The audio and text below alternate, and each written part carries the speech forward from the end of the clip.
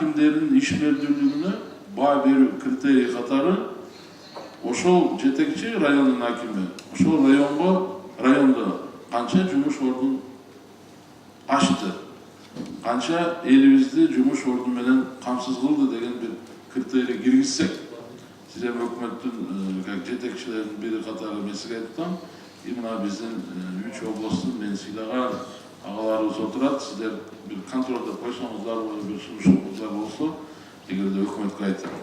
Себеби ошондо райондун акими ошондой талап коюлганда банктар менен тыгыз байланышта иштеп, инвесторлорду издегенге мындай аракет жасайт да, жоопкерчилик сезимин жогорулатыш керек.